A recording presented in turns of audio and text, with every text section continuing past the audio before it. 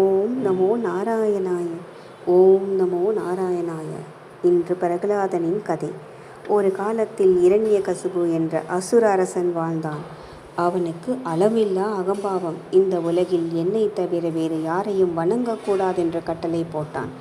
ஆனால் அவனுடைய மகன் பிரகலாதன் மட்டும் வேறுபட்டவன். சிறு வயதிலிருந்து அவன் மனதில் இருந்தது ஸ்ரீமன் நாராயணன் மட்டும்.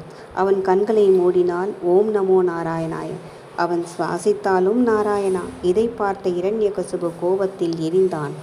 நான் அரசன், என்னை வணங்கு. அப்போது சிறிய பிரகலாதன் அமைதியாக சொன்னான், அப்பா, இந்த உலகையை காப்பவர் நாராயணன். கோபமடைந்த அரசன் பிரகலாதனை கொல்ல முயன்றான். விஷம் கொடுத்தான், பாம்புகளிடம் விட்டான், நெருப்பில் அமர வைத்தான், மலையிலிருந்து தள்ளினான். ஆனால் ஒவ்வொரு முறையும் பெருமாள் அவனை காப்பாற்றினார். ஏனெனில் உண்மையான பக்தியை எந்த சக்தியாலும் அழிக்க முடியாது.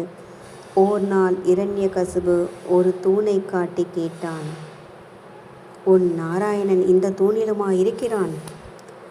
பிரகலாதன் பயமின்றி சொன்னான், எங்கும் இருப்பார் அவர்.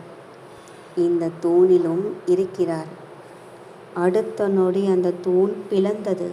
அதிலிருந்து வெளிவந்தார் அருளும் கோபமும் கலந்த நரசிம்மர். பக்தனை காப்பாற்ற இறைவன் எந்த ரூபத்திலும் வருவார் என்பதை உலகம் அன்று கண்டது. பிரகலாதன் மட்டும் பயமின்றி அவரது திருவடியில் நின்றான். பக்தி என்பது வயதை பார்க்காது. உண்மையான இறைவனை நம்பும் இதயத்தில் அவர் எப்போதும் இருப்பார். ஓம் நமோ நாராயணாய. ஓம் நமோ நாராயணாய. அடுத்த கதை நாளை சந்திக்கலாம். நன்றி, வணக்கம்.